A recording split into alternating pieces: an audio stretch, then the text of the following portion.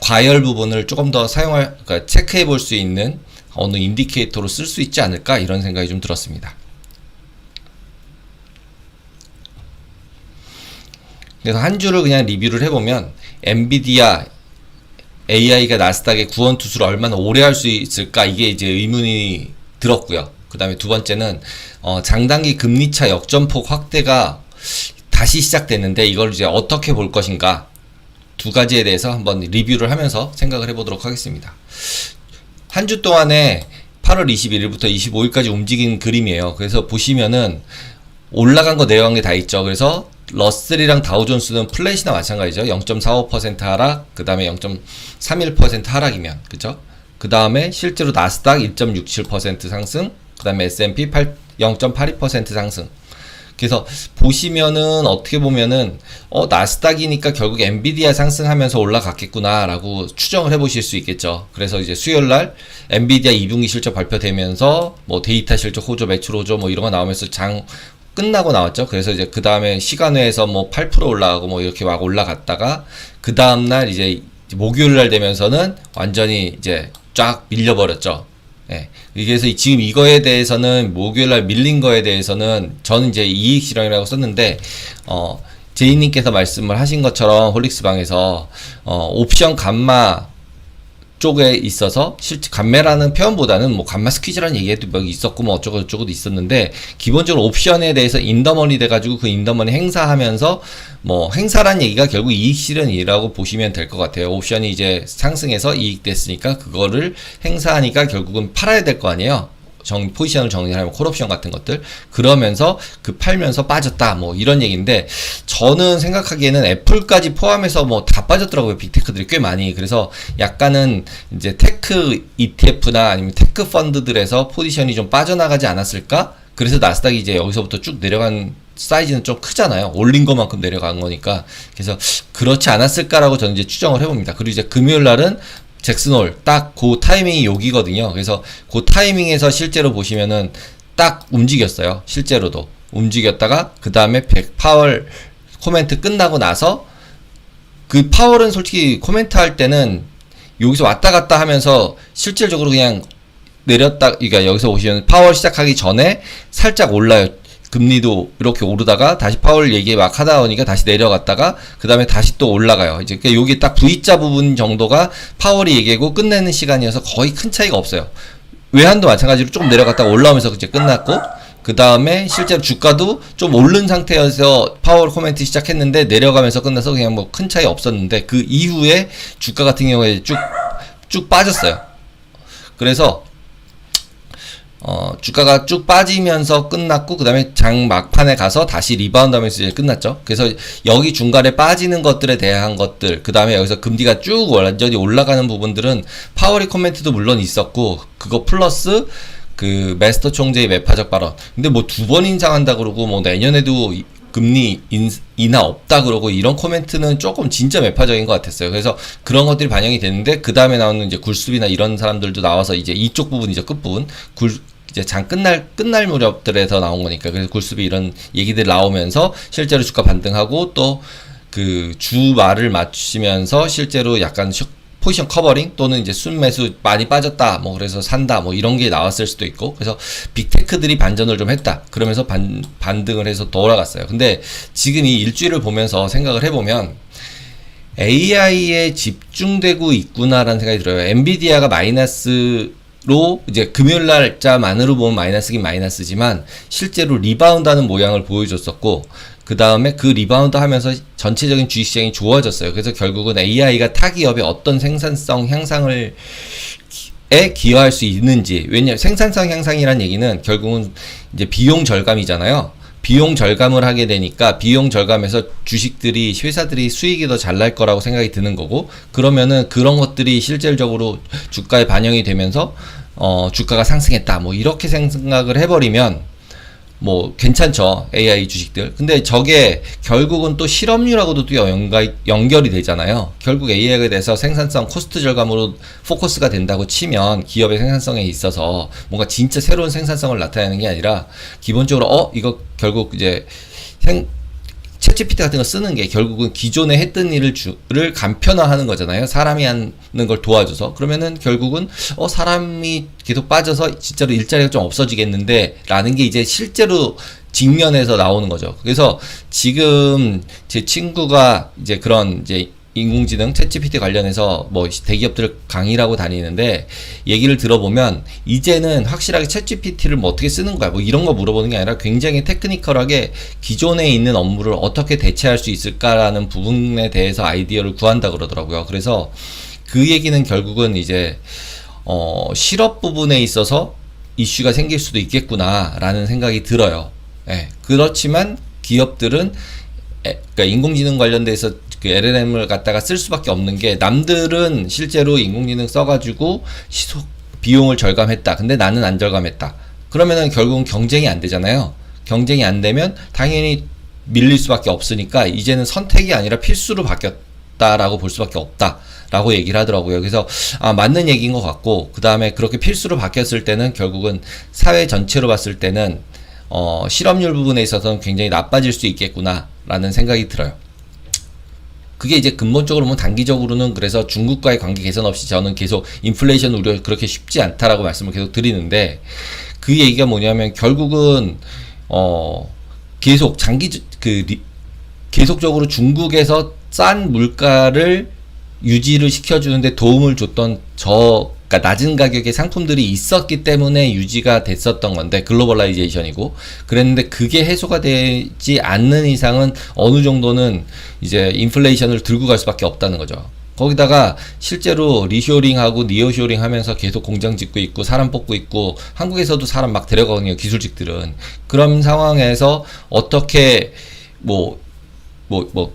경기가 나빠진다거나 이러기가 어렵죠. 일단 땅을 파는데 계속 땅 파고 뭐 짓고 새로 짓고 뭐 향만 짓고 막 이러고 있는데 그래서 딱 봤을 때는 쉽지 않겠다. 근데 여기서 한 단계 더 나아가 생각을 해보면 길게 보면은 지금 어쨌든 중국에만 있었던 공장을 미국에 또 짓고 있고 니어쇼링이라고 해서 멕시코나 뭐 베트남 뭐 인도 뭐 간다 얘기하지만 그 공장들이 원래 중국에 있는 공장으로 전 세계에 다 쓸 수 있는 물건을 만들었었던 건데 갑자기 다른 공장들이 생겨가지고 편먹기 하면서 공장을 만들어서 지었다. 짓는 동안에는 물량이 더 없으니까 어느 정도의 인플레이션이 있을 수 있겠지만 공장들이 뭐 1, 2년 지나면서 2, 3년 지나면서 지어지고 난 다음에는 결국은 공급과잉 되는 거 아니야? 그러면 결국은 그때 되면 당연히 인플레는 없어질 수밖에 없겠네. 그러면 이제 오히려 그때가 되면 디플레이션을 고민해야 되는 시기로 글로벌리 봤을 때 그런 상황까지도 발생하지 않을까? 거기다가 이제 전반적으로 보면 이제 선진국들은 인구가 줄어들고 있잖아요. 그런 것까지 만들어서 생각을 해보면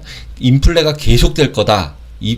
라는 부분에 대해서는 물음표가 던져지는 것 같아요. 근데 단기적으로 예를 들면 내년까지 2% 만들래 라고 얘기하는 파월 부분은 약간은 물음표가 던져진다는 거죠. 예, 그렇게 보시면 될 것 같습니다. 제가 생각하는 거는 그렇습니다. 그래서 인플레는 그렇게 쉽지는 않다. 거기다 이제 유럽 같은 경우 보시면은 인플레이션 우려가 계속 있는 상태 내에서 경기 침체되면서 스태그플레이션 얘기 나오고 그러는 과정에서 실제로 그러니까 여기 부분들 같이 이렇게 뭐 크게 많이 이제 유로가 하락한 건 아니지만 하락세로 확 돌았어요. 그래서 유로존에서 PMI들 같은 경우도 예상보다 낮게 47 발표되고 이게 34개월 만에 최저치가 나오고 이러니까 결국은 이제 경기 침체 가능성이 있는 거잖아요. 성장을 못하고. 그러니까 여기서 내려가고. 근데 인플레이션은 있는 상태고. 이러니까 이제 유로 같은 경우도 약세들이 계속 돼가고 있고 그리고 지난주에 강세가 됐던 GBP 같은 경우, 파운드 같은 경우도 굉장히 많이 하락을 한 상태가 됐죠. 지난주에. 그래서 지금 이제 유로존 같은 경우도 GDP 0.2% 감소, 이건 디플레잖아요. 그래서 결국은 이렇게 되다 보니까 금리가 하락할 수밖에 없겠죠. 그래서 여기 보시면 이때 당시로 금리가 하락을 했어요. 이렇게.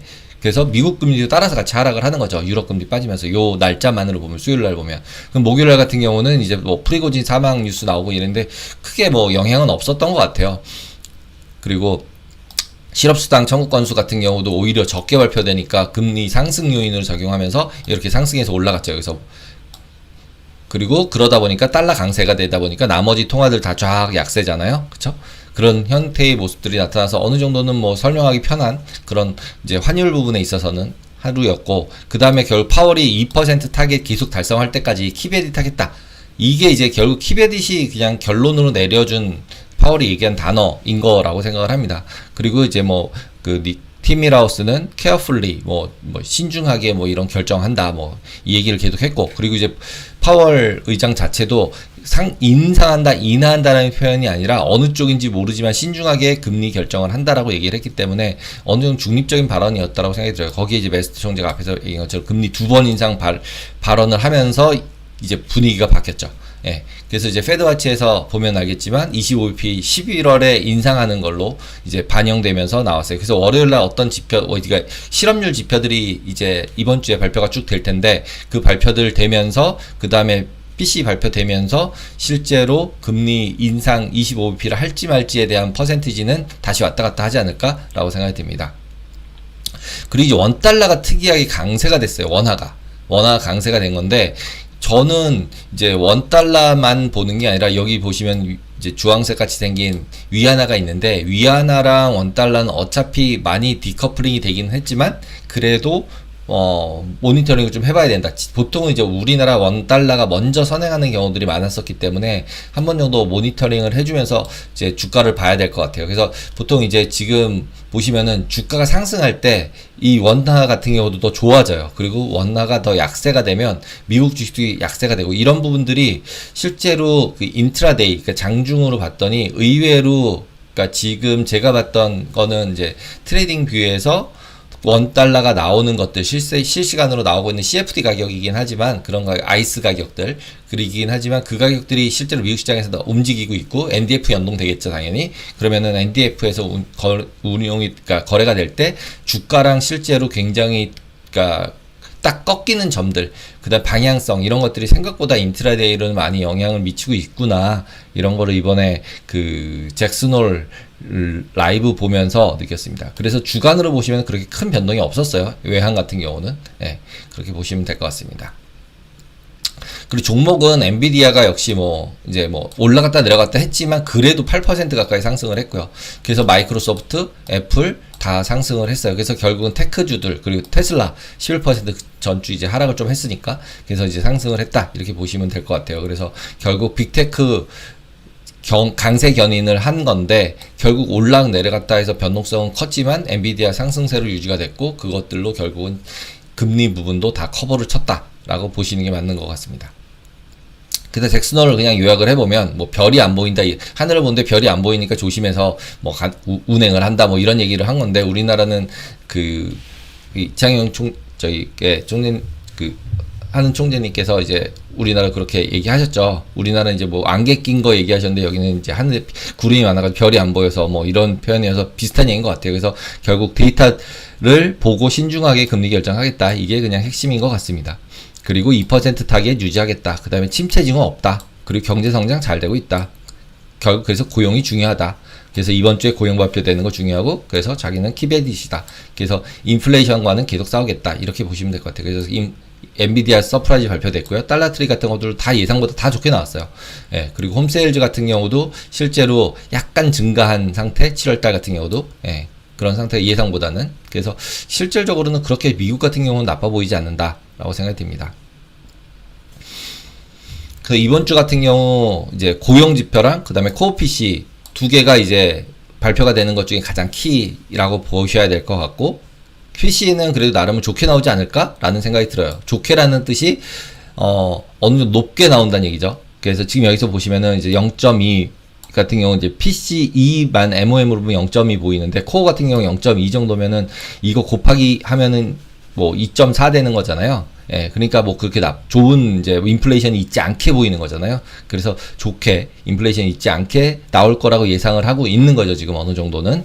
근데 이제 퍼스널 인컴 같은 경우 0.3, 그 다음에 스펜딩 같은 경우 0.6이니까 스펜딩이 굉장히 높게 예상이 지금 되고 있는 상태인데, 실제로 이 부분들이 어떻게 나오냐에 따라서 이제 결국 움직일 것이고, 그리고 기본적으로 3.5라고 지금 완전 플랫으로 되고 있는데, 3.5면 굉장히 좋은 실업률이에요. 그래서 이게 높게 나오는 게 어떻게 생각하면 약간은 좋은, 금리 인상하는 거에 대한 이제 힌트는 여기 있는 걸로 이제 만들어지지 않을까라는 생각, 금요일날 나오는 잡 데이터로 만들어지지 않을까라고 생각이 들어요. 근데 그의 반면에 이제 PMI가 문제예요. 유로 PMI 이제 앞에서도 얘기를 했지만 유로 PMI 나빴잖아요. 그러니까 결국은 이제 기업들, 구매자들이 봤을 때는 별로 좋지가 않은 거죠. 그래서 지금 여기 같은 경우 다 50 언더잖아요. ASM 같은 경우도 미국 그 PMI 같은 경우, ISM PMI 같은 경우도 47이잖아요. 그러니까 예상이. 그러니까 지난번에는 46이고, 그래서 뭐 조금 뭐 증가한 거다라고 보시면 볼 수 있지만 일단 50 언더에 있다라는 부분. 여기 시카고 PMI도 44. 그래도 조금은 좋아지고 있죠. 전번 거 대비로는. 예. 그리고 이제 중국 같은 경우도 마찬가지로 50 언더. 그래서 지금 실제로 이번 주에 발표되는 PMI들, 그 다음에 여기 졸트를 포함해서 쭉 나오는 잡데이터들, 이런 거에 따라서 이번 주에 그 11월 금리 인상에 있는 확률들은 또 좌우로 움직일 것 같습니다.